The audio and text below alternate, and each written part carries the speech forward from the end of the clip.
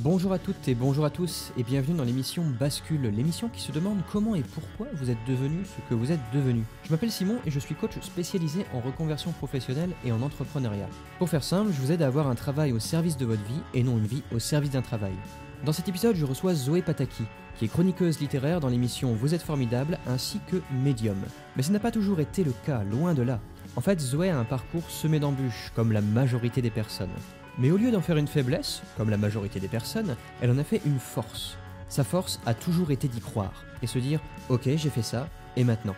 Elle pourrait même être la définition de « quand on veut, on peut ». Ce que je veux dire par là, c'est que si vous vous demandez si votre parcours atypique est un frein, cet épisode vous prouvera le contraire. Mais en plus, il vous montrera comment vous en sortir. Je ne vous en dis pas plus, et je vous laisse avec ma conversation. Bon épisode! Bonjour Zoé, merci d'avoir accepté de participer à mon émission. Est-ce que tu peux te présenter en quelques mots? Merci Simon. En quelques mots, je m'appelle Zoé, j'ai 35 ans et j'habite du côté de Montpellier. Donc, si je suis là aujourd'hui, c'est parce qu'on a un petit peu discuté de mon parcours et que moi, j'ai vraiment démarré avec 0 diplôme en poche. Ok. Parce que là, qu'est-ce que tu fais actuellement? Alors là, je suis sur plusieurs projets. Le premier, c'est que je suis chroniqueuse pour France 3 dans l'émission d'Ariane Brody. Donc, je suis chroniqueuse littéraire. J'ai été d'ailleurs prolongée jusqu'en décembre. J'ai monté mon entreprise dans laquelle je suis médium énergéticienne. Donc là, je suis actuellement formatrice. Donc, je forme des personnes à faire de l'énergétique de manière assez rationnelle, parce que je me retrouve... de toute façon, je pense que c'est un peu l'histoire de ma vie de ne pas rentrer dans les cases et dans les codes, de me sentir toujours un peu en décalage. Mais du coup, j'aime aborder cet univers qui peut paraître un peu fantastique, mais de manière rationnelle. Je vais collaborer sur un magazine qu'une amie est en train de créer. Et en parallèle, je lance des sketchs aussi qui vont sur le domaine de la spiritualité et de l'énergétique. Ok, cool. Ça ne s'est pas fait en France. Et pour la première fois de ma vie, je me suis dit, il y a une niche, personne s'y engouffrait, je vais le tenter. Ah, trop bien. Voilà. Ok. On pourra revenir un petit peu sur ta vision de ce que c'est le métier d'énergéticien, oui, médium et compagnie. Mais ce que j'ai cru comprendre, c'est que du coup, tu as commencé sans aucun diplôme. Qu'est-ce que tu fais avant? Est-ce que tu peux en dire un peu plus sur ton parcours? En fait, mon parcours, il est assez triste au début. C'est que à 15 ans, je suis très bonne dans ce qui est... c'est très rigolo, j'ai déménagé là il y a un mois et en fait, je suis retombée sur tous mes bulletins scolaires du collège, justement. Et donc, il y a une grande disparité entre les sciences et les maths, où c'est une catastrophe sans nom, et tout ce qui est français, histoire géo, des notes proches de 19-20, quoi, un truc de fou. Donc, pas du tout passionnée de l'école. Pourtant, il y a quelques matières qui se distinguent. Et là, on me dit, en gros, tu peux pas aller en lycée général, tu n'es pas assez douée. Donc, voilà. Qu'est-ce que tu veux faire? Et moi, j'avais envie de travailler, j'avais envie de faire quelque chose de mes mains. Et je rentre en esthétique. Donc, pendant mes 4 ans d'études, c'est très bien, hein, l'esthétique. Tu maquilles, tu masses, tu apprends à faire des soins du visage. Et tu es carrément éloigné de la réalité, parce que tu es avec des copines, hein, finalement. Tu es dans un lycée pro, donc ce n'est pas la même mentalité qu'un lycée, classique et traditionnel. Et donc, tu n'es pas du tout armé à ce qu'est le vrai métier, en fait. Pas du tout. Ah ouais, ok. Donc, je sors du lycée après 4 ans. Et là, je me rends compte que toute la journée, arracher des poils, c'est naze et je me fais chier. Littéralement, Ok. hein, et je me dis, donc je m'ennuie. Je me rends compte que je trouve que la vente est un peu plus dynamique, le contact avec les gens, le lien. Et de là, je bascule un peu sur la vente, donc prêt-à-porter, parfumerie de luxe, tout ça. Et puis, rapidement, quand je suis sur un point de vente, j'en fais vite le tour et je m'ennuie. D'accord. Et c'est un truc de fou. Hmm. Donc, tu vois, là, j'ai 20 ans et puis j'ai plein de patrons qui décèlent des potentiels pour prendre des postes à responsabilité. Mais moi, en fait, je m'ennuie. j'ai l'impression que c'est toujours les mêmes collections, c'est toujours les mêmes gens et c'est toujours pareil. Et donc là, je traverse une première petite crise. Donc, je me réfugie pas mal dans le milieu de la nuit, que je vais fréquenter d'ailleurs pendant plusieurs années. Parce que en parallèle de ma vie pro, ma vie perso, ça va pas top. J'ai du mal à me structurer. Donc, la nuit, j'ai été barmaid, j'ai été gogo danseuse. Et puis un jour, je me réveille à l'âge de 25 ans et je me dis, OK, donc tu as tous tes potes qui ont fait une carrière et toi, à part faire de la vente, j'ai un CAP esthétique en poche parce que mon brevet professionnel, je l'ai raté. Enfin, c'est même pas que je me suis foirée, c'est que je me suis même pas présentée à mes épreuves. Donc, OK, tu as un CAP esthétique en poche, tous tes amis ont fait une carrière, ils sont en place, ils gagnent bien leur vie et toi, tu es la galérienne, qu'est-ce que tu vas faire? Et je pars faire une saison au ski. Donc, je suis la pire barmaid du monde. Hein. J'ai réussi à faire une saison, mais j'ai renversé des soupes, j'ai renversé des plateaux. Mais bon, bref, le patron Grand Prince me garde. Et là, quand je rentre à Montpellier, je me dis, j'ai quand même un métier dans les mains. Je vais essayer de reconnecter un petit peu avec ça. Donc, je reprends pendant plusieurs mois dans un centre d'esthétique, hein, une chaîne. Et puis, j'ai un petit peu plus d'expérience, un petit peu plus de maturité. Et donc, je rencontre d'autres personnes et je me reconnecte un peu à ça. Et au bout de, je sais pas, quelques mois, un an, je décide de créer mon entreprise. Donc, je m'implante dans un salon de coiffure. Donc, c'est ma première expérience en tant qu'entrepreneur. C'est un peu le début aussi donc c'était il y a 10 ans, hein, parce que j'avais 25 ans. C'est un peu l'émergence des réseaux sociaux. Donc, on s'en sert pas encore comme levier d'entreprise. Donc, le démarchage de la clientèle, ça se faisait par Groupon, c'était plus laborieux. Mais pendant ce temps-là, je fais plein de formations en massage. Et là, en fait, moi, je suis médium depuis que je suis enfant. Donc, je vois des gens qui sont décédés, je vois des trucs que les gens ne voient pas. C'est un truc, voilà, c'est inexplicable, c'est de famille et c'est en moi. Et donc, je commence aussi à approfondir un peu le sujet parce que j'ai besoin de réponses. Donc, je me fais une petite clientèle assez fidèle. Et là, je rencontre celui qui est le papa de mon fils aujourd'hui. Et j'ai envie de vivre une vie un peu plus… En fait, j'ai envie d'avoir une carrière. J'ai vu tous les gens autour de moi avoir une carrière, avoir un salaire, une réussite. C'est affreux parce que je suis dans l'énergétique, je me sens bien, mais je m'attache à une espèce d'ascension sociale, en fait.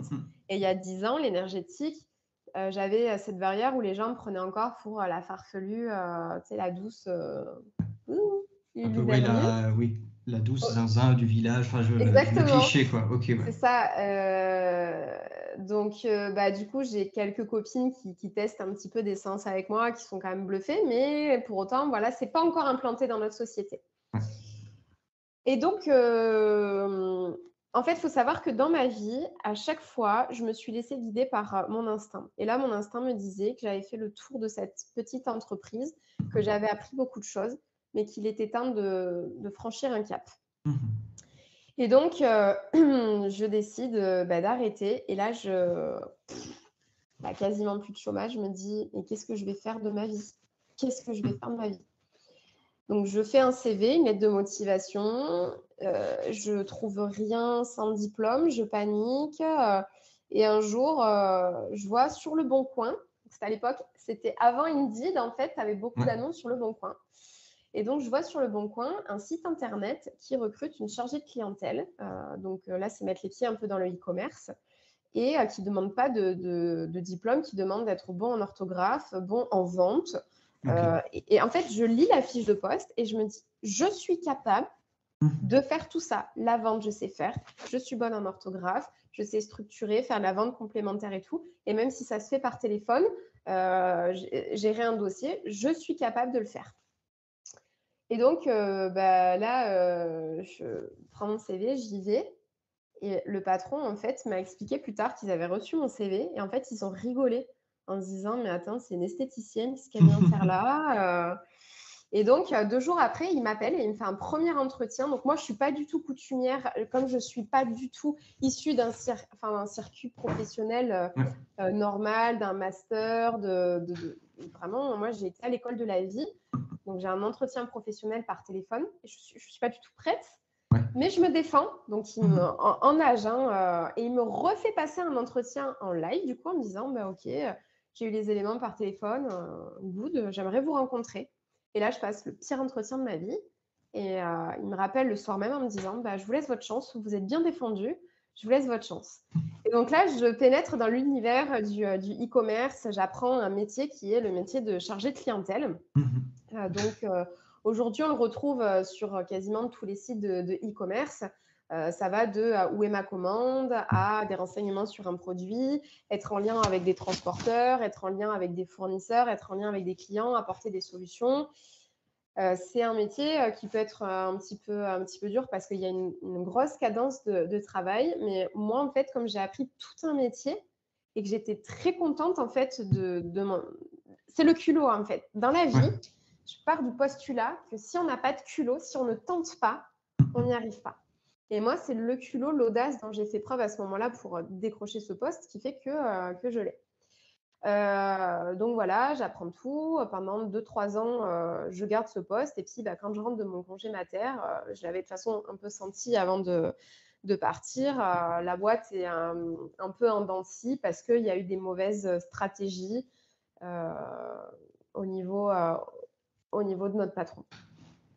Donc, moi, je me retrouve avec un crédit maison sur le dos. J'ai un petit peu peur. Donc là, je décide de quitter l'entreprise. Et comme je suis une jeune maman, que j'ai complètement la tête dans le guidon et que je suis avec un petit garçon qui a, je sais pas, à l'époque, il avait 4-5 mois. Il ne dort pas, donc tu dors pas, tu es fatigué, tu n'as pas les idées claires. Donc, je reprends tout de suite un poste. Donc, je perds toutes mes responsabilités parce que, bien évidemment, j'avais gravi les échelons dans cette entreprise.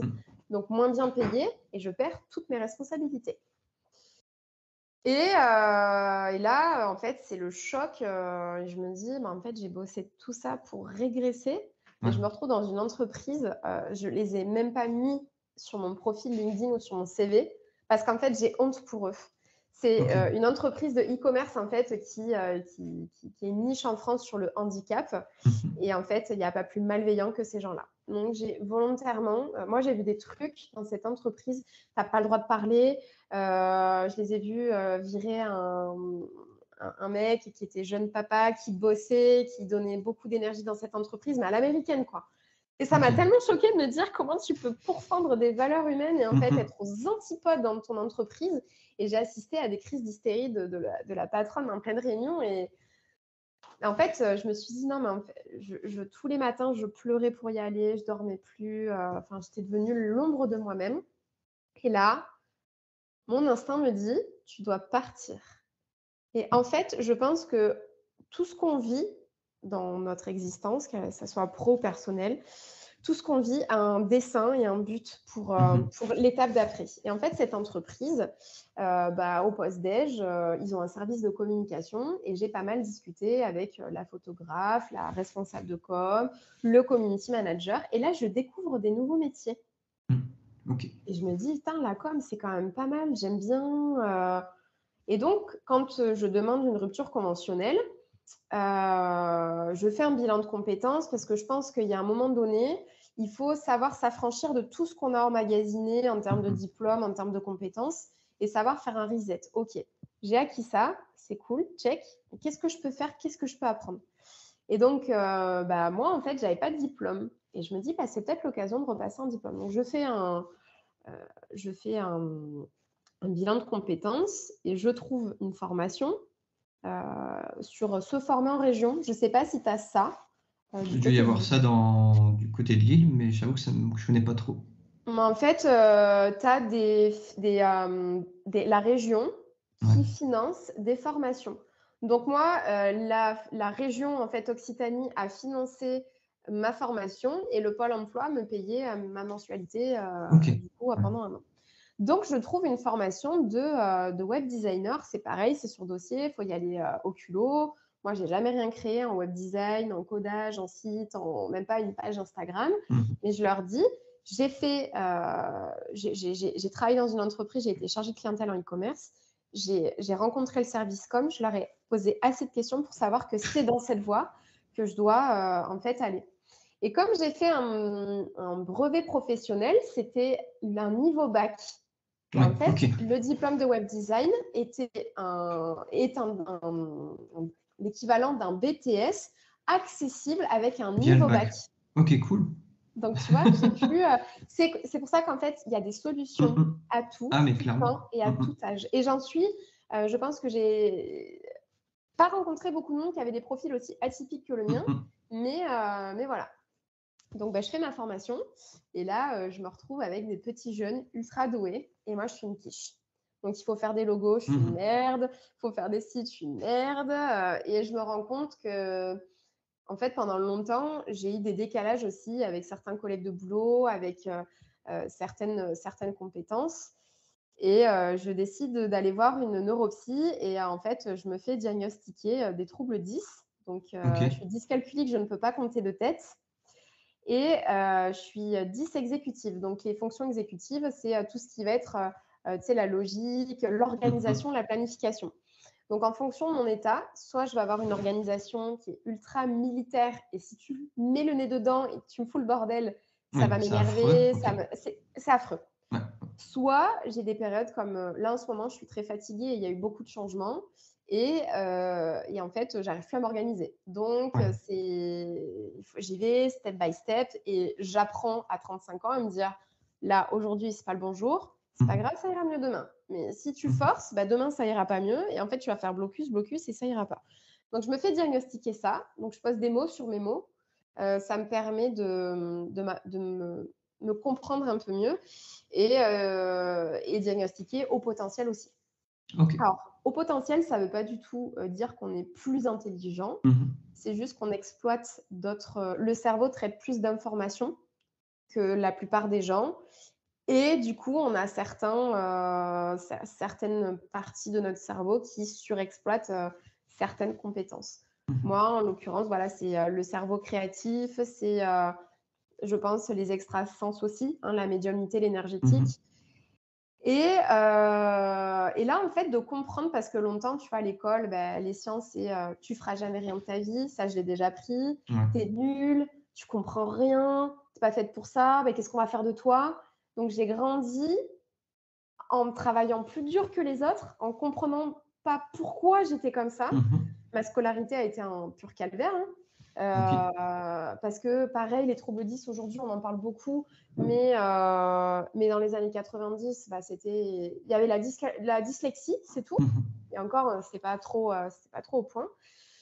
Donc là, sortie de cette entreprise, et quand j'arrive dans ce nouveau schéma scolaire, je fais preuve d'empathie envers moi-même et je me dis, OK, je suis peut-être pas en capacité de faire ça, mais je peux faire des tas d'autres choses. Donc, je remporte mon diplôme haut la main. Je me suis bien débrouillée, même si j'ai certaines carences. Et là, je me dis, en fait, je ne suis pas douée pour faire des sites internet. Bordel, qu'est-ce que je vais faire? Et donc, je me fais toujours des petites crises existentielles, mais je me pose quelques temps, j'accuse un peu le coup, je réfléchis et je rebondis. C'est ça. J'accepte de ne pas être au top. Et donc là, il se passe 3-4 mois. En parallèle, j'ai créé un compte Insta qui parle un petit peu de livres. Je fais du bricolage. Et je rencontre une influenceuse de Montpellier. Et en fait, elle vend une formation de community manager spécialisée sur Instagram. Et là, c'est la révélation. Je fais la formation, je transfigure mon compte Instagram et je ne deviens pas tout de suite ce que je fais aujourd'hui. Je retrouve un boulot complètement par hasard. On m'appelle un jour en me disant « Oui, on a votre CV et on cherche un chargé de clientèle. » Et moi, je dis « Non, mais moi, c'est fini tout ça. Je veux plus. Hors de question. Et puis, de toute façon, moi, je veux retrouver des responsabilités si je reprends un poste comme ça. Je ne veux plus être simple chargé de clientèle parce que je sais faire d'autres choses. Donc, soit je dirige un service, soit… » Et puis, c'est pareil, au début, c'est une mission longue durée d'intérim. Donc, moi, je dis, non, moi, je cherche un CDI, tout ça. Et en fait, je fais un entretien. La directrice marketing flash sur moi et elle dit, on la prend elle, on la prend en CDI et on la prend comme ça. Donc, moralité, je me retrouve, parce que c'est pareil, il faut être réaliste, je suis en train de monter des projets en parallèle, mais le chômage, c'est 2 ans, c'est pas Ouais. extensible, donc il faut, je peux pas vivre d'amour et d'eau fraîche. Mhm. Et là, je me retrouve catapultée dans un univers ultra masculin, donc responsable de service client, dans une boîte qui vend du matos de pêche. Ok. Je déteste la pêche, je déteste qu'on fasse du mal aux animaux, mais je me retrouve là. Et puis, passer les premiers temps où je suis une petite blonde, une meuf avec des mecs, tu vois, du terroir et tout, passer un peu cette barrière-là, mais c'est super enrichissant en fait, parce que ça m'a sorti de ma zone de confort, ça m'a encore apporté d'autres choses. La boîte a été rachetée en plus par des gens qui étaient en plus vachement plus structurés, très pro. J'ai appris beaucoup de choses, notamment sur le management, parce que c'est pareil, 0 compétences en management parce que j'avais pas le cursus. C'est vraiment l'école de la vie, tu vois, qui m'a fabriqué. Donc, en parallèle, mon compte Insta grossit un petit peu. Après, je reste toujours un petit compte qui est voué à grossir un peu plus, mais je deviens jury littéraire pour le magazine Elle. Donc, c'est ma première consécration en tant que lectrice. Et puis, c'est Instagram qui m'a ouvert aussi cette porte-là. Je commence à rencontrer des gens. Je commence à m'ouvrir à certaines choses. Et là, la communication est de plus en plus... Je me rends compte que c'est un levier essentiel dans nos vies aujourd'hui. Et donc, ce qui est très dur parce que quand tu fais de l'entrepreneuriat, tu as cette casquette en plus et c'est très lourd. C'est très chronophage, c'est anxiogène, c'est la création de contenu en plus de ce que tu apportes, que tu sois influenceur, que tu sois formateur, que tu sois une entreprise. C'est imparable. Donc, le compte Insta grossit, je rencontre beaucoup de gens, j'échange et c'est une espèce de diversité incroyable. Et je me fais débaucher, donc après avoir passé 1 an et demi dans cette entreprise. Et là, par une grande entreprise, ça a été un petit peu, tu as l'ego là qui a parlé, c'est que c'est une grosse entreprise de Montpellier qui m'a démarché. C'est un chasseur de tête. J'ai bien réussi mes entretiens, j'ai bien négocié mon salaire. Et là, je me retrouve d'une petite équipe de 3 personnes avec une équipe de 30. Ah oui, okay. Donc, pareil, c'est un gros call center. Là, c'est vraiment un call center. Donc, c'est un peu différent du service client. Et donc, pendant ce laps de temps, je n'ai pas eu le choix que de reprendre l'énergétique et la médiumnité. Donc, je fais ça en parallèle le soir et les week-ends. C'est en fait quand tu as un don comme ça, si tu ne t'en sers pas, tu peux le payer assez cher. Donc, je me rends compte qu'il y a des choses qui deviennent très compliquées, que je ne peux plus repousser. Et donc, je reprends petit à petit. Donc, j'ai ma casquette de responsable service client, tu vois, le jour. Et le soir, je m'occupe de mon fils. Et quand tout le monde est couché, je fais des consultations. Je fais des soins, des consultations, des guidances, tout ça.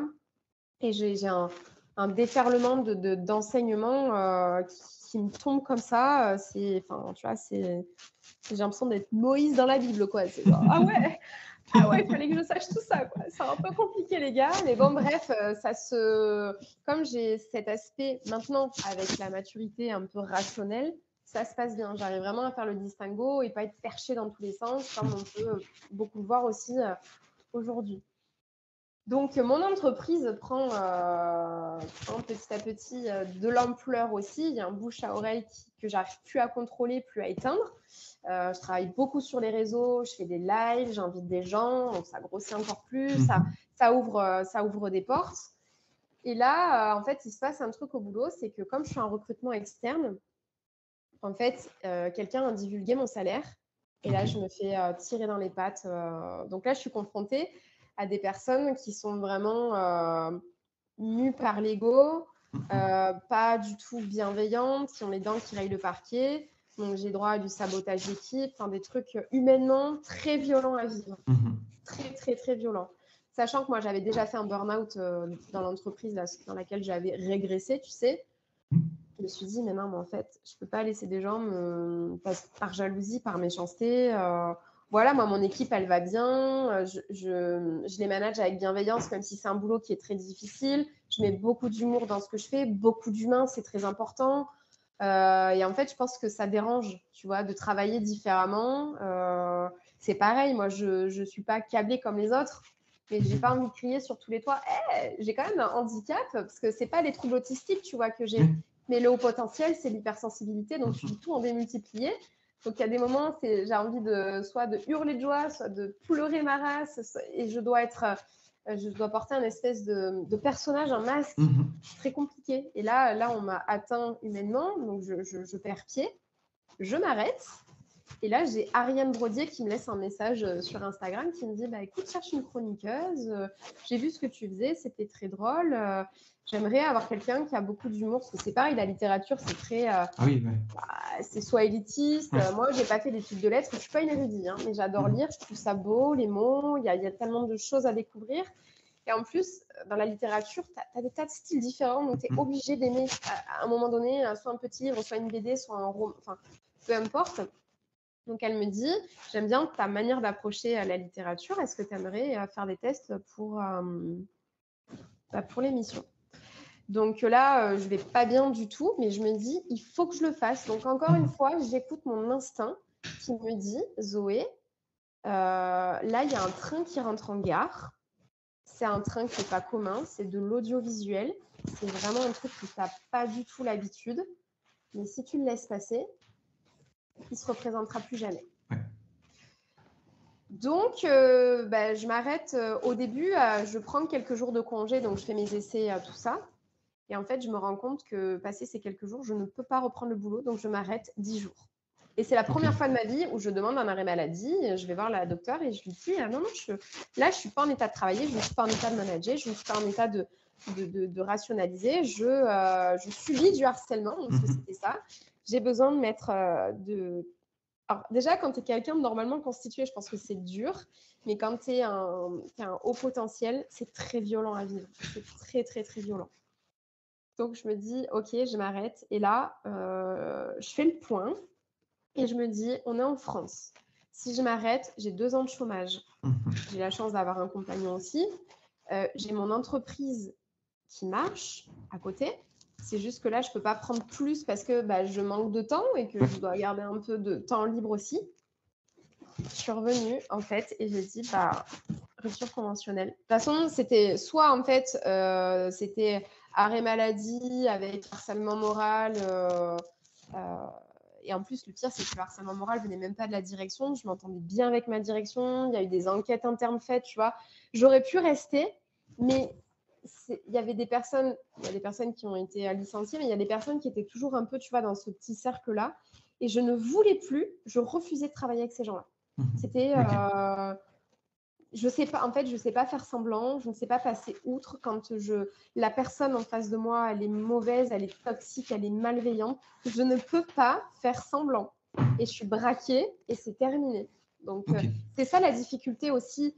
C'est pour ça que c'est un handicap, les troubles 10, le haut potentiel, parce que encore une fois, quelqu'un de normal aurait pu passer outre. Et moi, ça a tellement été dur que je ne sais pas passer au-dessus. Donc, je sais passer au-dessus en coupant net, en fait, et en passant à autre chose. Donc là, on arrive au mois de novembre. Et donc, l'essai au niveau de l'émission se passe super bien. Depuis que je suis restée, mon entreprise va bien. Je suis médium depuis que je suis enfant, donc je pense que je maîtrise bien mon sujet. Donc, j'ai décidé de former des gens. En parallèle, j'écris un livre. Alors là, j'ai déménagé, je viens d'avoir le Covid, j'ai tout, mais là, toi, tu formes un petit peu aussi, donc c'est très long de faire c'est ma première formation, donc j'ai toute ma création de contenu. Donc, je pense que le livre, on va le laisser un petit peu de côté, le temps de faire toute la création de contenu, qu'elle soit terminée cet été. Et après, je m'y remettrai. Et Instagram, en tout cas, qui a complètement changé ma vie, ça c'est factuel. J'ai rencontré celle qui est ma co-auteure aujourd'hui. On écrit des sketchs sur la médiumnité et l'énergétique pour faire passer des messages et puis pour aussi pour dénoncer certaines pratiques un peu douteuses, un peu les charlatans, les trucs rigolos qui peuvent se passer aussi, ce qu'il ne faut pas faut dédramatiser.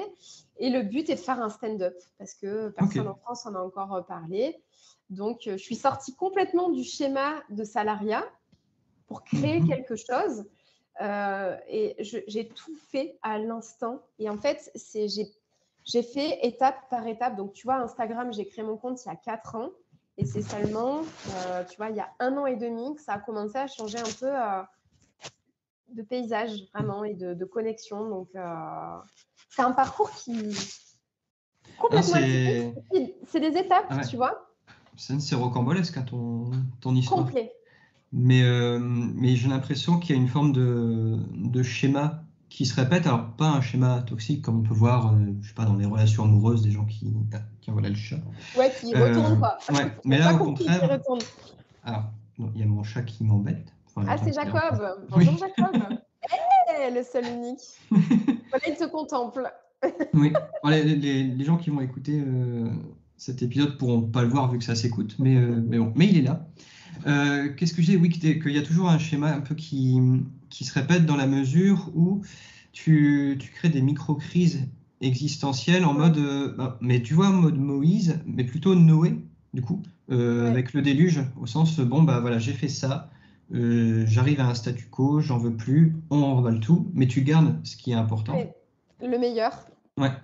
Ensuite, de nouveau quelque chose, on fait un déluge, on garde le meilleur, etc., etc., etc., pour que justement, il y a tous ces petits éléments viennent ensuite s'ajouter à ta personnalité, à ton parcours, qui ont des incidences positives ensuite des années et des années plus tard.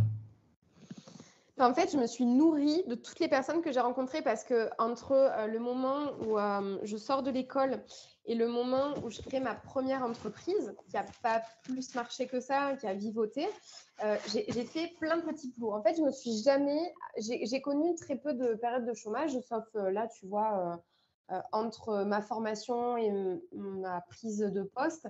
Et entre là, depuis novembre et maintenant, là, oui, clairement, je suis sur une période de chômage pour mettre tout ça en place. Et ça marche, tu vois. Là, le mois prochain, je vais déclarer au chômage que ils n'ont pas besoin de me payer ce mois-ci parce que faut vraiment croire en soi. Mais je me suis nourrie de toutes les personnes que j'ai rencontrées et j'ai fait plein de boulot. J'ai fait des ménages dans un supermarché, j'ai fait gogo danseuse, donc j'ai travaillé dans le milieu de la nuit, j'ai fait plusieurs pôles. J'ai fait les ménages et les petits-déj dans un hôpital psychiatrique. Okay. J'ai travaillé dans des sacs à main, j'ai travaillé dans des parfumeries, j'ai dans une agence immobilière aussi, j'avais fait du secrétariat là, pendant 6 mois en mi-temps. Et en fait, je me suis toujours nourrie de ça, je garde parce que c'est génial et ça, je veux pas. Donc, et c'est pareil, il y a un truc, un dicton qui m'a toujours guidée. C'est ma prof d'esthétique qui était exceptionnelle. C'est cette femme, en fait, à Montpellier, elle exerce toujours. Elle a été très dure, mais moi, j'ai appris avec les personnes qui étaient les plus dures. Ça a été mes plus grands maîtres dans la vie. Mon patron, là, quand il m'a donné ma chance en tant qu'esthéticienne pour devenir chargée de clientèle, il a été hardcore. Ça va que j'ai été élevée par un militaire et que j'ai les reins solides parce que franchement, c'était chaud, quoi. La cadence, le moral. Mais ma prof d'esthétique, pour en revenir à elle, elle m'avait toujours dit, on n'a jamais une seconde occasion de faire une première bonne impression. Et en fait, la première image que tu renvoies de toi ou la première image que tu as des autres, tu te tromperas jamais, en fait. Et elles ne se tromperont pas à ton sujet. Donc, d'où l'importance d'être bien centré, d'être bien dans ses baskets, parce que ce que tu vas renvoyer de toi aux gens, ça peut être décisif pour intégrer une formation, intégrer un boulot, présenter un projet, se vendre, pour n'importe quoi, en fait. Non, carrément. Donc, ça a été mon leitmotiv, en fait. Je me suis toujours raccrochée à ça quand je devais me présenter quelque part, nouvellement. On n'a jamais une seconde occasion de faire une première bonne impression. Non, c'est un bon dicton. C'est vrai que c'est très formateur, je ne sais plus parler. Mais ce que je remarque dans ton parcours, c'est qu'à chaque fois, tu dis que tu as suivi ton instinct, mais est-ce qu'il y a eu une forme d'élément commun déclencheur?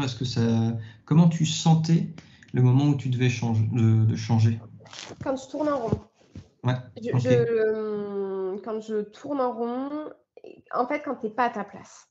Il y a toujours un moment donné où moi, je vis vraiment c'est un instinct que je porte en moi depuis que je suis gamine. C'est mon instinct de survie peut-être, hein, mais justement, tu vois, d'avoir eu certaines carences dans certaines compétences, tu développes quelque chose d'un peu plus fort. Moi, c'est cet instinct. Et il y a toujours un moment où je me suis sentie soit plus à ma place, soit que je ne pouvais pas dépasser tel stade, où je tournais en rond. Et à ce moment-là, je me fais ma petite bulle, ma petite crise existentielle en me disant, OK, qu'est-ce que tu vas faire après? Et tu te fixes des objectifs. Là, je savais en fait, en rentrant dans ma formation de web design, je savais que je ne pourrais pas en faire mon métier parce que je suis dyscalculique, il faut faire du codage. Donc, j'ai compris toute la logique, j'ai compris ce que je faisais. J'ai réussi mon diplôme parce que j'ai réussi à expliquer mon handicap, ma logique à moi, parce que j'ai ma propre logique. Et je leur ai dit, mais moi, je veux faire de la communication. Et pour ça, je n'ai pas besoin, en fait, de faire du codage pour faire de la communication. Je sais parler, j'ai de la créativité, donc je peux faire de la communication. Et aujourd'hui, ce que je fais sur les réseaux sociaux, c'est de la communication, ni plus ni moins. Donc, je suis arrivée à mon objectif.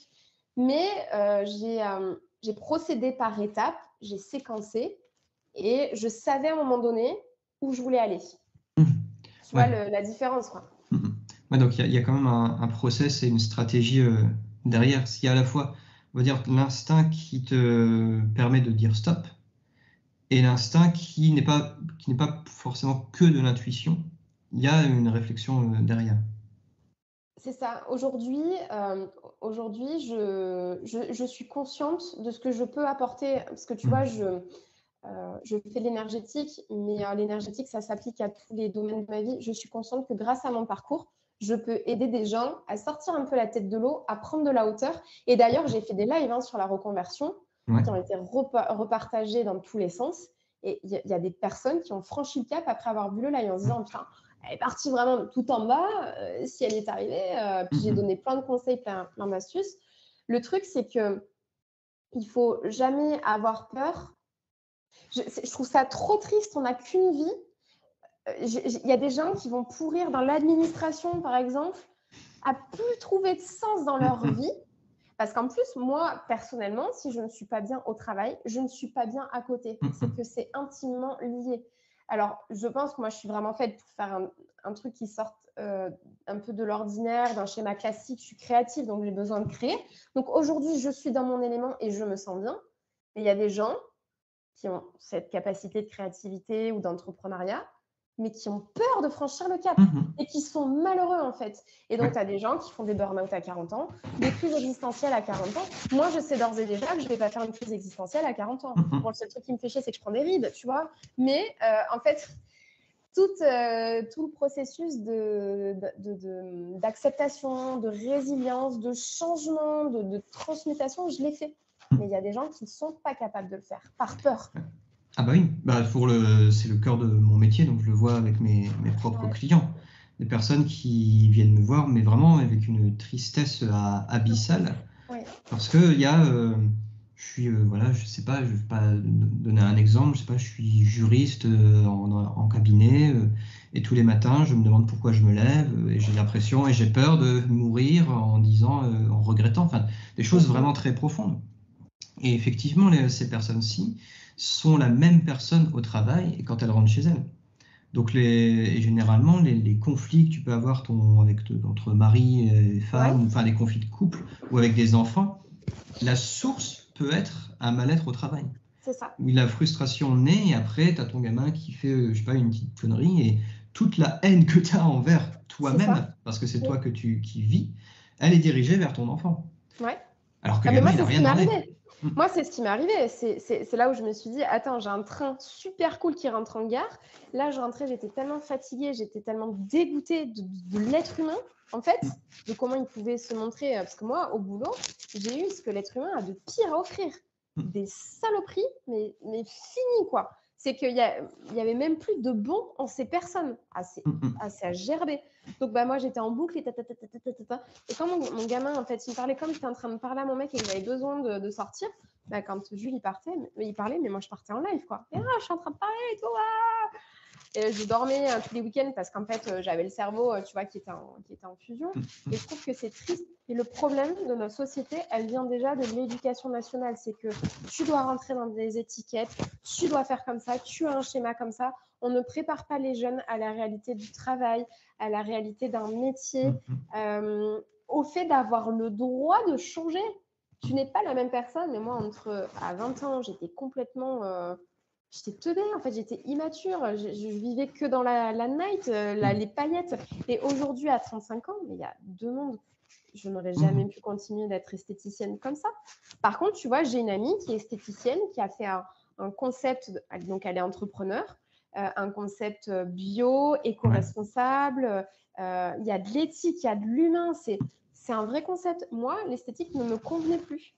Mais tu vois, vu par cette amie, c'est vrai qu'il y a presque des moments où je me suis dit, ah ouais, en fait, mon métier, il est beau. Tout dépend de comment tu abordes les choses, de ce que tu crées, des valeurs que tu as, mais que tu incarnes. Parce que c'est bien beau d'avoir des valeurs. Si tu ne les incarnes pas... Non, c'est clair. Tu peux les mettre sur un papier, ça fait joli. Oui, mais, ça fait joli. Si tu les incarnes pas, ça ne fonctionne pas. Mais c'est là où justement, pour moi, le métier, je mets des grands guillemets, c'est un détail dans la manière où c'est l'incarnation de ton être profond, de la mise en place des actions que tu mets en fait. Tu vois, je pense que par rapport à ton ami, l'esthétisme, le fait d'être esthéticienne, c'est un moyen par lequel elle a peut-être un moyen de véhiculer des valeurs beaucoup plus profondes. Et elle a choisi ce mode-ci. Ce biais-là, Mais ça pourrait être un boulanger. Je pense qu'un boulanger peut avoir les mêmes valeurs que ton ami, mais lui, ce sera par le biais de la boulangerie. Et après, il ne faut pas avoir peur. Moi, j'ai entendu autour de moi, cette dame, elle avait 50 ans, elle a fait un CAP cuisine. Oui. Ah ouais. En fait, rien n'est impossible. Seulement, en fait, la seule chose qui nous empêche de faire des choses, c'est les barrières qu'on se met. Tu peux prendre des cours du soir et travailler la journée. Alors oui, tu serres les dents en attendant. Tu peux, moi par exemple, tu vois, pendant longtemps, j'ai gardé mon métier d'esthéticienne pour faire un petit peu 4 sous à côté, pour pouvoir me payer des vacances ou un peu la tranquillité quand il y avait des vagues des creux. Tu as toujours moyen, on est quand même en France, il y a du boulot.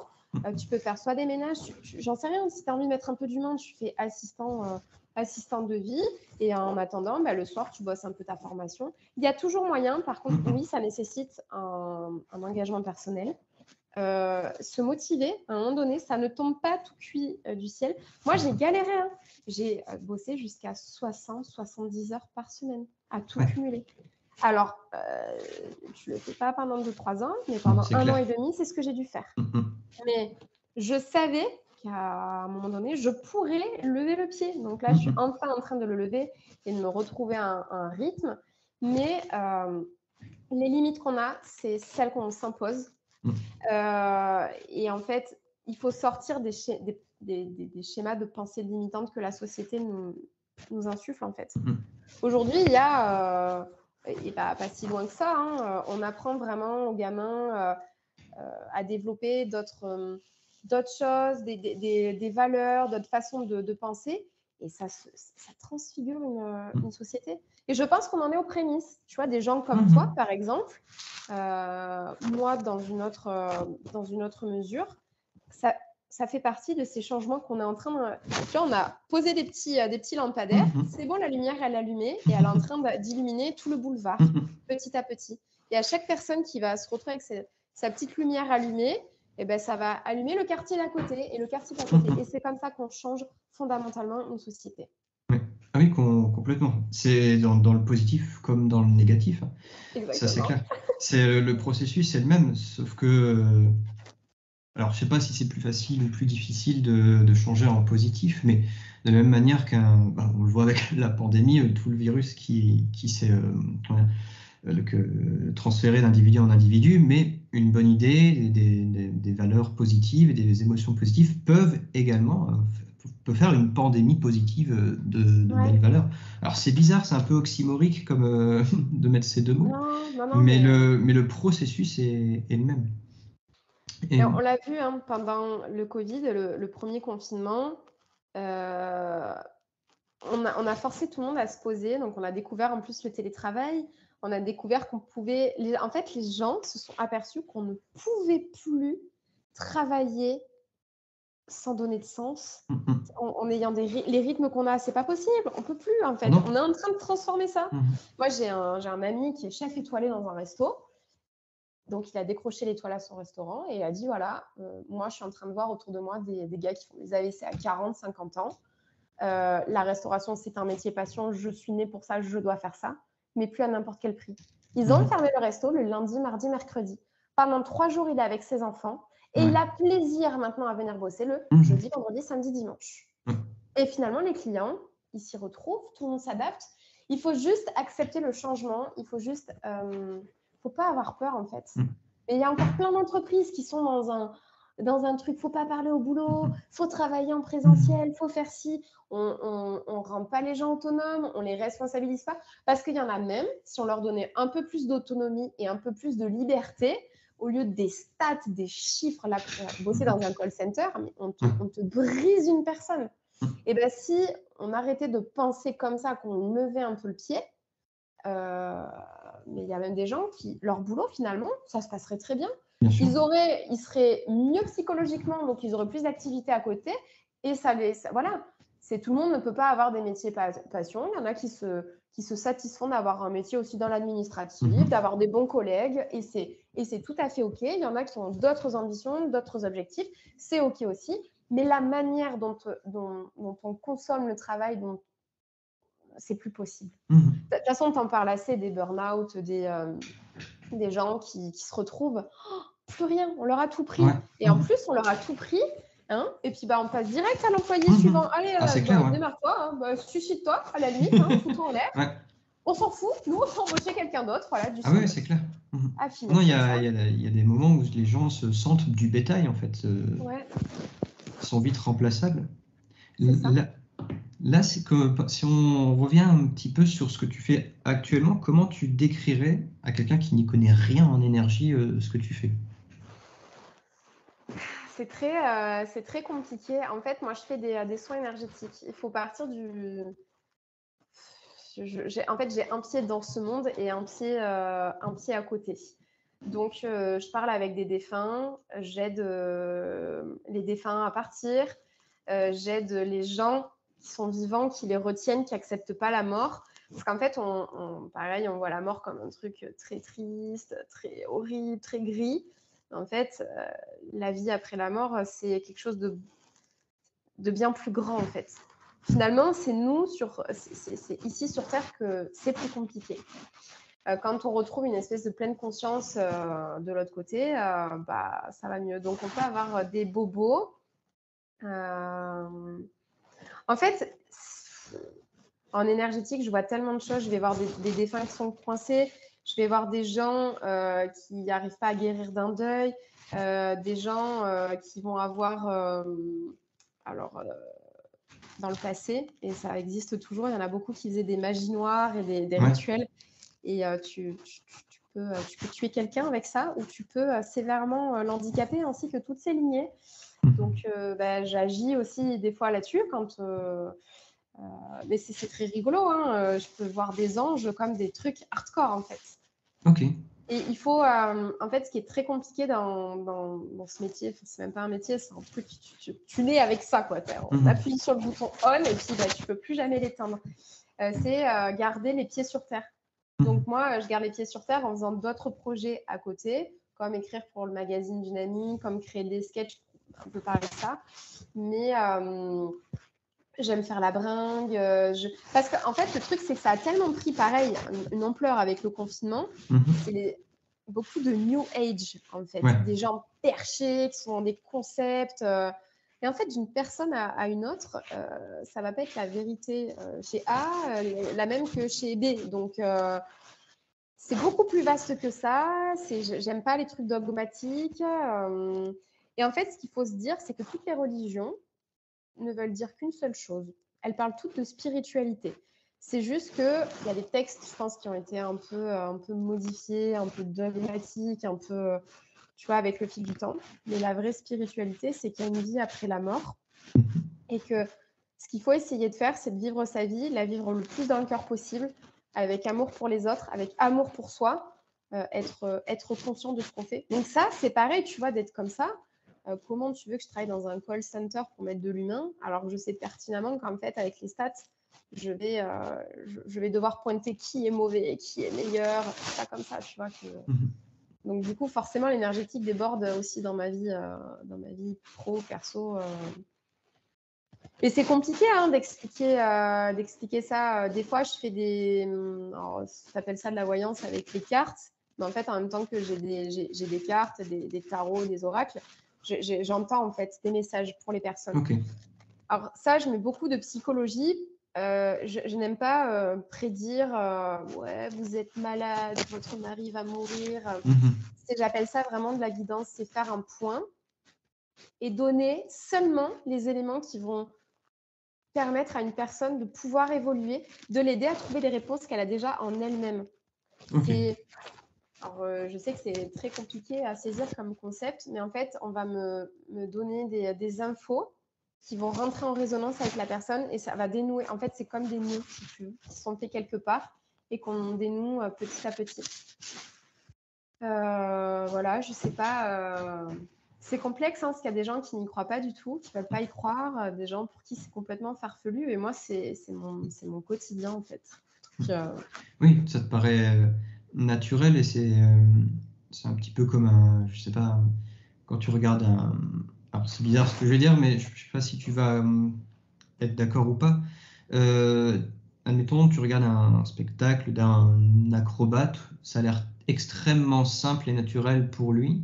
ouais. Et nous, le public, on se dit ah, c'est incroyable et tout, alors que pour lui, c'est juste bah non, c'est ce que je fais, c'est tout. En fait, le truc, c'est que moi, je suis née avec ces capacités-là. J'avais des guérisseurs dans ma famille, mais c'était un sujet qui était très tabou, très touchy. Donc, moi, j'ai dû vraiment me débrouiller toute seule. Mon grand-père est décédé. Je l'ai revu après quand il était décédé. Il est revenu me voir, il me donnait la compréhension de tout ça. Mais de son vivant, moi, on m'a toujours dit que c'était dans ma tête. Hein. On savait que ça existait. Donc, c'est pour ça que j'ai vécu une enfance qui était compliquée parce qu'il y avait l'aspect à l'école où j'avais mes troubles 10 qui n'étaient pas diagnostiqués, on me prenait pour une débile. Et en plus, je disais que je voyais les trucs et on me disait, bah non, c'est pas vrai. Alors que si. Ouais. Aujourd'hui, on a tous, en fait, on est tous médiums, on est tous énergéticiens. C'est juste que certaines personnes n'ont pas. C'est aussi une évolution de l'âme, en fait. C'est moi, si aujourd'hui je suis la bonne énergéticienne que je suis, c'est parce que j'ai eu tout un parcours initiatique dans ma vie qui passe aussi par le pro. Donc, c'est plus tu t'élèves, plus tu es aligné avec toi, tes valeurs, tu es aussi un peu tourné vers les autres parce que tu ne peux pas être individualiste à un moment donné où tu travailles aussi dans le collectif et peu importe la manière dont tu le fais, plus tu t'élèves et plus tu te reconnectes à cette part en fait, à cette part inconsciente qui finit par se réveiller tôt ou tard. T'en as qui vont vivre en ayant un accident, allez bim, EMI, ils reviennent, oh putain, ça c'est vrai, c'est vrai. Il y en a qui le vivent, l'expérimentation de le champ de conscience modifié en prenant de la drogue. Alors, ça, c'est pas bien parce que tu brûles les étapes. Effectivement, tu ouvres des portes, tu vois des trucs, mais il faut avoir une certaine préparation pour ça. Mais on est tous absolument... C'est pour ça que moi, quand je fais les guidances, en fait, j'aide les gens à réveiller en douceur cette partie d'eux-mêmes parce qu'il n'y a rien de pire, en fait, aujourd'hui dans le New Age et la spiritualité que ces thérapeutes, en fait, qui essaient de couper l'autonomie. Il y a une espèce d'emprise moi, c'est ce que j'apprends dans ma formation, c'est à apprendre à développer ses propres capacités pour être autonome, en fait. Et ne pas avoir cette dépendance à des thérapeutes. Je ne sais pas d'où ils sortent en plus. Moi, j'ai confiance en moi, je le connais, mon parcours. Mais confier, en fait, je ne sais pas, mon avenir, mes guidances, mes soins énergétiques. Tu as des corps, tu n'as pas qu'un corps physique, tu as les chakras, les corps, tu as le corps subtil, le second, le corps éthérique, c'est le premier corps en fait qui est au-dessus du corps physique. Quand on fait du magnétisme, on travaille sur le corps subtil. Ils sont tous impliqués. Et tu vois, tout ça, c'est du savoir qu'on a en médecine chinoise, dans les médecines hindoues, quand tu étudies en fait les textes sacrés. Ça, en Occident, on a tout perdu. Et pourtant, ça existe depuis la nuit des temps. Mais aujourd'hui, dans notre société, on est en train de réveiller petit à petit ça. Et c'est pareil, il faut le cadrer, il faut que ce soit bien fait. Moi, ma mission aujourd'hui, ma mission d'âme, c'est d'aider les gens à se reconnecter à cette partie d'eux pour capter les personnes qui les guident de l'autre côté et cette part divine. Moi, je n'ai pas honte de dire que j'ai eu des contacts avec des anges, j'ai eu des contacts avec des trucs incroyables et ça a changé ma vie à tout jamais. À tout jamais. Donc, si je peux résumer. Oui, c'est un petit peu compliqué de résumer, surtout que j'y connais vraiment rien. J'ai une éducation universitaire, même si je viens du monde de la philo, c'est plutôt de la philo très, on va dire, très logique, très cartésienne. Même si je m'éloigne de plus en plus de ce monde-là, non pas parce que je pense que c'est logique. En fait, il y a des choses qu'on n'explique pas, qu'on essaye de mettre des mots dessus, peut-être qu'un jour on aura des explications plus rationnelles. Mais l'être humain est à la fois capable de se demander est-ce qu'on dort plus ou on dort moins quand on change d'heure, et en même temps envoyer des sondes sur Mars. Ouais. Donc tu te dis, entre les deux, il y a forcément des choses qui sont plus abstraits, mais qui en même temps on le fait comme on le fait. De la même manière que un oisillon sait où il doit aller migrer en hiver ou l'été, enfin selon ça, il se pose pas la question. Je suis sûr que si on lui demandait, il dirait je le fais, c'est tout. Et je pense qu'il y a des choses aussi comme ça. Comment est-ce que tu fais pour tout cet aspect énergétique? Tu le fais et c'est tout. En fait, tu vois, je vois des couleurs, je vois des flashs. Je pense que tout ça, c'est juste de la science. Et d'ailleurs, tu vois des films comme Interstellar, la théorie des cordes, c'était pas un peu Einstein, il parlait beaucoup de physique quantique. Pour moi, en fait, tout ça, c'est de la science. Et tu as des médecins. Parce que là, je suis en train de lire un livre qui est clairement écrit par un médecin. Il a fait préfacer par un médecin d'ailleurs qui disait écoutez, moi, j'y croyais pas du tout. Et en fait, la force est de constater que, oui, il y a des choses. Et tu as des médecins qui étudient vraiment l'activité cérébrale après la mort, qui essaient de capter d'autres champs qui sont pas palpables dans notre matière. Mais tu vois, un jour, je me posais des questions et on m'a dit et l'amour, tu peux pas le palper. Pourtant, c'est quelque chose qui existe. Le monde invisible, c'est exactement la même chose. On ne peut pas le palper, mais il y a certaines personnes qui ont certaines parties du cerveau assez développées pour en fait le capter. Donc, c'est pour ça qu'il y en a, ils se retrouvent à faire des EMI et où tu en as, ils reviennent, t'as jamais entendu des gens qui faisaient du coma et qui rentraient de leur coma, ils parlent une autre langue en fait. Oui, ouais. Ils ont eu accès à d'autres trucs de l'autre côté et en fait, pour moi, c'est pas de la magie, c'est pas de la sorcellerie, c'est juste de la science. On est à l'aube en fait de vraiment pouvoir rationaliser de manière scientifique le truc, dire oui, ça existe. On a des appareils pour mesurer ou peu importe. Je pense que j'espère de mon vivant le voir. En tout cas, je vois les prémices. Ouais. Puis non, je pense aussi que c'est très humain de vouloir rationaliser. Enfin, de toute façon, on rationalise tout. Tu veux acheter un vêtement, tu vas l'acheter, puis après tu vas dire en même temps j'en avais besoin, en même temps je mérite bien, etc. Tu cherches à rationaliser ton comportement. Et je pense qu'on a besoin de cette rationalisation pour se sentir en sécurité dans le monde où tout change tout le temps. Après, moi, il m'est arrivé de découvrir, d'être en séance avec quelqu'un, de poser sur la table un secret de famille et de dire, voilà, c'est ça, en fait, le défunt me dit qu'il s'est passé ça. Et en fait, ça a changé la vie de la personne parce qu'elle avait besoin de l'entendre, de l'accepter et de dire, j'ai vécu ça, oui, effectivement, je vais le régler. Et en fait, je veux dire, les personnes, je les connaissais ni d'Adam ni d'Ève, je n'étais pas censée savoir. Donc j'ai eu j'ai eu des tas d'histoires comme ça où on m'a dit, mais comment tu sais? Pas le côté, il m'a dit. Et j'ai fini par accepter, en fait, voilà, c'est comme ça. Après, il y a des moments où c'est un peu chiant, quoi. Quand tu as contact, par exemple, avec les défunts, tu peux ressentir leur peine. t'en as qui vont te faire chier jusqu'à temps que tu les aides aussi. C'est super intrusif.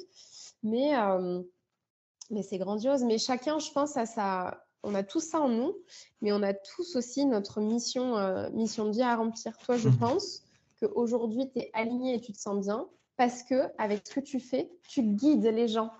Donc, finalement, c'est une forme d'énergétique aussi. Tu guides les gens, en fait. Tu les aides à s'élever, à se réparer, à se reconditionner. Mais tu vois, on n'a pas besoin d'être marabout, en fait, pour aider les gens.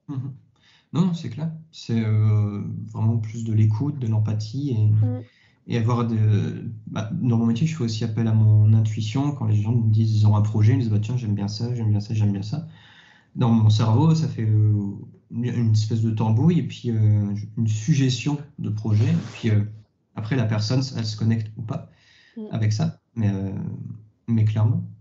Et si, par rapport à tout ce qu'on a dit, par rapport à tout ton parcours, ce serait comment tu imagines le monde du travail, par exemple, dans 10 ans? Ou peut-être plus? 10 ans, ça me paraît encore un peu tôt. Moi, comme j'aimerais qu'il soit, je crois que c'est en Allemagne où ils font pas mal ça. Tu bosses par exemple tôt le matin, mais tu es libéré de tes engagements, tu vois, tout début d'après-midi. Donc, tu peux faire des activités. Mais je crois que c'est en Allemagne qu'ils font... Parce que moi, je bossais avec des fournisseurs et en fait, ils bossaient tôt le matin. Genre, ils commençaient, tu vois, c'était 7h30, à 14h, ils avaient fini, ou 13h30. Ouais. Et les entreprises fonctionnaient bien. Et en plus, je sais pas, moi, je l'ai testé quand j'étais en télétravail. Je commençais tôt et je terminais en début d'après-midi. J'étais ultra productive. J'étais pas polluée et tout. Parce qu'en fait, là, dans le monde du travail, tu vas aller à la machine à café, tu vas discuter avec un tel, t'as en plus l'autre, il est en train de dégueuler machin, ou il n'est pas bien dans sa live, donc il te pollue. Donc tu repars un peu avec la misère du monde. Et je pense que ma vision du travail, c'est travailler un petit peu de chez soi, un petit peu aussi de temps en temps faire des réunions en collectif pour avoir plaisir de se retrouver et non pas supporter, tu vois, Martine tous les jours à la... Ben voilà, Martine, si tu la vois une fois par semaine, tu vas être contente de la voir. Alors que si tu la supportes tous les jours, tu peux plus la blairer. Donc, c'est cette espèce... Et rendre de l'autonomie aussi aux gens. Tu vas les responsabiliser parce que c'est comme les gamins, en fait. Dès que tu es derrière eux, si tu lâches un petit peu la bride, ils vont faire des conneries. Alors que si tu les responsabilises d'emblée et effacer un peu ce truc de hiérarchie aussi... Moi, j'aime bien quand tu as des réunions, une espèce d'émulation. Finalement, on devrait faire ça au gouvernement, tu vois. On ne devrait pas avoir un président, on devrait en avoir 12, de 12 partis différents. Et comme ça, ils se battraient pendant des jours et des jours entre eux pour avoir une idée. Mais il y aurait toujours, à un moment donné, une idée qui mettrait tout le monde d'accord ou à peu près d'accord. Ben, je pense que dans l'entreprise, c'est pareil. Il faudrait cette émulation de tout le monde, participative, collective. Et pas tout le temps en présentiel où tu es fatigué des trajets, tu cours à l'école, tu cours ci, tu cours mi. Ça serait vraiment ma vision. Donc ralentir un petit peu, remettre de l'humain et plus se calquer sur notre mode de fonctionnement plutôt qu'essayer d'être normatif en disant ça va être comme ça, qu'importe si l'être humain ne fonctionne pas comme ça. Mais j'ai jamais pu m'y conformer ou que sur des temps donnés. J'ai jamais pu me conformer à ça. Peut-être que si tu m'avais fait travailler tous les matins dans un magasin de chaussures de 7h30 à 13h, bah, franchement, j'aurais apprécié mon boulot parce que j'aurais fait plein de trucs à côté. Parce que avoir la sensation d'exister à côté. Il y en a, ils ont des boulots, ils ne gagnent pas bien leur vie. Dans l'entreprise, c'est ceux qui ont Moi, je l'ai vu dans mon call center. C'est pas nous les responsables. Oui, c'était dur. Mais ce n'était pas nous les responsables qui dégustions le plus, qui étaient en frontal avec les clients, avec la négativité. Et par contre, c'était eux qui étaient moins bien payés. Tu vois, pour ça, ces espèces d'inégalités, je crois que ça ne veut plus rien dire. Après, c'est moi, à travers mon prisme aussi. Est-ce que c'est la bonne solution? J'en sais rien. Je pense que si, quand même un peu. Il n'y a pas de bonne ou mauvaise réponse. C'est vraiment essayer de savoir un petit peu ce que les gens pensent de l'avenir du monde du travail entre... toutes les nouvelles technologies qui arrivent, qui peuvent faire le travail de certains humains, Ouais. Le fait que, moi je le remarque dans mon métier, de plus en plus de personnes, de toute façon, s'ils viennent me voir, c'est pour quitter leur boulot et entreprendre. Donc, ils savent pourquoi ils sont là. Mais c'est même un besoin pour eux de se recentrer parce que l'entrepreneuriat leur permet d'avoir une vie sur mesure. Donc, il y a vraiment deux écoles. Enfin, j'ai l'impression qu'il y en a qui pensent que le monde du travail va changer parce que tout sera fait par des machines. Du coup, on reviendra plutôt à ce que les latins appelaient l'osium, ce que les grecs appelaient la scolée, au sens où, dans la Grèce et la Rome antique, c'était les esclaves qui travaillaient et les citoyens qui faisaient ce qu'ils voulaient. Enfin, ils participaient à la vie de la cité. Ouais. Alors, le but, c'est pas de revenir à l'esclavage, surtout pas, mais que les machines seraient là plus pour faire ce que les gens n'ont pas envie de faire, Ouais. pour que chacun puisse avoir sa petite activité à côté. Ouais. C'est des Après, moi, projections qu'il y a. les robots, ça me fait tellement peur. Enfin, quand je vois les chiens robots là en Chine, je me dis, oh mon Dieu, mais c'est encore plus flippant que de... En fait, tous les films, tu vois, on a regardé La Guerre des Mondes avec Tom Cruise. Ce Ouais. film, il doit avoir 20 ans. En fait, on y est là maintenant, quoi, tu vois. Ah, et c'est nous qui l'avons créé. Non, moi, ça m'angoisse vachement, justement, le robot, la déshumanise. Enfin, ouais, je trouve que ça déshumanise. Je sais pas. Je suis très... En même temps, j'essaie de pas trop penser au turfu. Ça m'angoisse un peu. Je me dis, c'est le présent. C'est ça, j'ai arrêté aussi de me dire, parce que tu sais, c'est très humain de dire, je fais ce boulot, parce que je vais avoir tant de salaire, et dans 10 ans, ça sera pareil. Ouais. Mais en fait, dans 10 ans, tu sais pas. Tu peux avoir un boulot où tu as des hautes responsabilités. Je sais pas, hein, tu as un grave accident, tu perds toutes tes capacités, et plus rien, tu dois te rebâtir. Donc, en fait, se projeter dans trop loin, moi, ça ne me convient plus. Je préfère me consacrer à aujourd'hui et bien le faire et laisser la vie ouvrir d'autres portes et d'autres opportunités. Je suis convaincue que c'est vraiment comme ça. Donc, tu vois, le turfu, j'ai une image que j'aimerais voir se réaliser, mais trop futuriste, je ne suis pas encore prête. Ok. Je pense que ça permet de bien clôturer cette session, cette émission. Est-ce que tu aurais un conseil à donner à la toi d'il y a 10 ou 20 ans?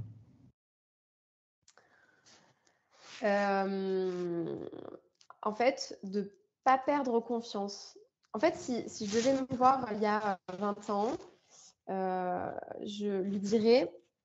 Putain, c'est une question... je ne l'avais pas vu venir. Je lui dirais qu'elle a plein de bonnes idées, qu'elle est créative et que c'est ça la suite logique et qu'elle commence à le travailler. D'une quelconque... qu'elle soit à l'opportunité de tout ce qui émerge.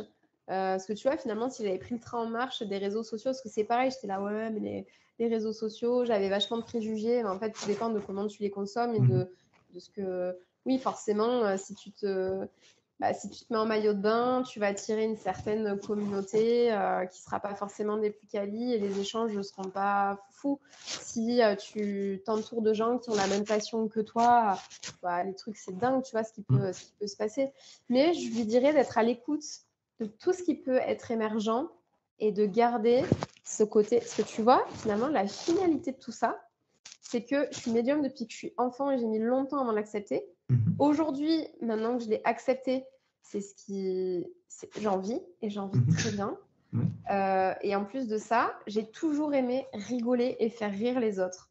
Et ben aujourd'hui, je vais peut-être en faire mon métier. Donc en fait, lui dire à cette Zoé de l'époque, tout ce que tu es en train de faire, un jour, ça sera plein pot et ça va être génial, ça va être démentiel. Et tu auras les bonnes personnes autour de toi. Voilà. Non, c'est chouette. C'est trop bien.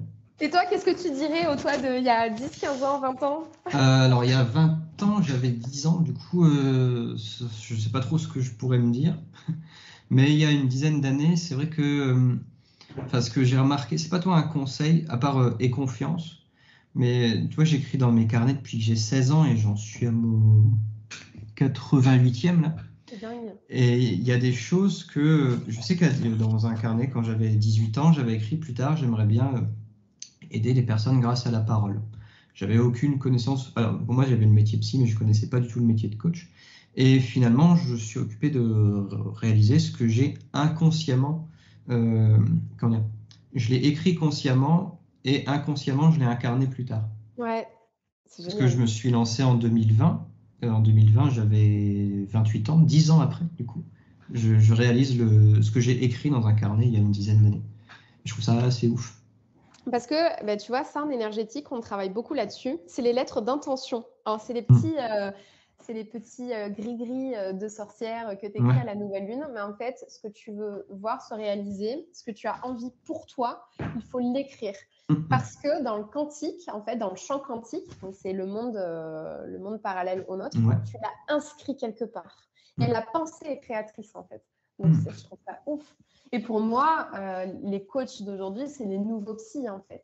C'est juste que, tu vois, le psy, le côté très cerveau, tout ça, mais le coach va être tellement plus conscient du monde dans lequel on vit, s'adapter, faire un truc aux petits oignons, tu vois, pour la personne sur mesure, comme tu disais.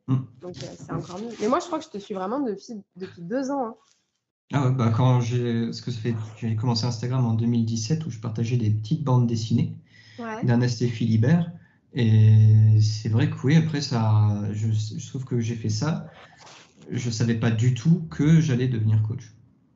À l'époque, j'étais prof de philo quand j'ai commencé Instagram et c'est au fur et à mesure. Mais ce qui est génial en plus, c'est que tu vois, ce que tu fais là peut t'amener un jour à être prof en fac. Tu vois, moi, un jour, je peux donner des cours dans une école privée de communication ou de. Mais en fait, c'est pour ça que ce qu'on fait n'est jamais une finalité. On a toujours encore plein d'autres portes qui peuvent s'ouvrir derrière. Mais je me rappelle, en fait, c'était le concept que tu avais lancé avec les petits enseignements, pas très philo, du coup, avec le chat. C'était génial. Voilà, les animaux, les gens, ils adorent. Les meufs, tu vois, comme moi, oh, il est trop rigolo et tout, regarde avec son air blasé. Du coup, tu regardes la vidéo, tu regardes ton chat à côté. On pourrait faire un truc aussi, nous. Hein. Non, mais c'est génial. Et je pense que c'est comme ça que tu as réussi à l'appareil des podcasts. Je suis sûre que ça va fédérer aussi. Bah, je pense, ouais. Je pense que les gens peuvent se reconnecter dans ton histoire, dans l'histoire des autres personnes que j'interviewe. Ouais. Et c'est le but pour vraiment montrer que, qu'importe le parcours, qu'importe la vie qu'on a, il y a toujours moyen de faire quelque chose. C'est ça. Et c'est un peu le message que j'ai envie de délivrer. Ouais, moi aussi. Ça tombe bien. Bah écoute, je te remercie Zoé encore pour cet échange, c'était trop bien. Ouais, c'est hyper inspirante. C'est trop gentil. Je sais pas si tu as quelque chose à ajouter. Bah écoute, c'était super chouette. Franchement, j'ai été touchée que tu veuilles bien m'inviter parce que tu fais partie des gens que je suis et je trouve que c'est toujours très pertinent. C'est très, c'est pas moralisateur, c'est pas de la survente de coaching comme on peut en voir, parce que c'est pareil, ça. Sur les réseaux, on te vendrait il y en a, ils vendraient leur mère. C'est pas le cas, au pire, tu vends Jacob. Mais non, c'est très inspirant et je trouve que ça fait partie de cette petite lumière qu'on allume, ce que je te disais tout à l'heure, et puis finalement, on transforme des tas de choses en retour. Et d'aider comme ça, il y a toujours un moment où on le reçoit en positif. Tu vois, crée du positif, tu auras du positif invariablement. Donc, moi, je te souhaite vraiment de continuer. Et quand je serai un peu sortie de tout, j'aimerais reprendre les lives. Et moi, j'ai toujours invité des tas de gens. C'est ce qui est génial, en fait, avec la littérature, c'est que ça m'a permis d'interviewer des photographes, des journalistes, des influenceurs. Donc, j'aurais plaisir à t'inviter aussi pour qu'on me parle un petit peu de ce que tu fais. Je sais juste pas quand... J'ai tout mis en stand-by parce que je pense que j'avais besoin de me recentrer un peu et voilà. Non, avec plaisir. Donc ça viendra. C'est la fin de cet épisode et j'espère qu'il vous a plu. Si c'est le cas, faites-le moi savoir par un commentaire ou une note sur votre appli de podcast préféré.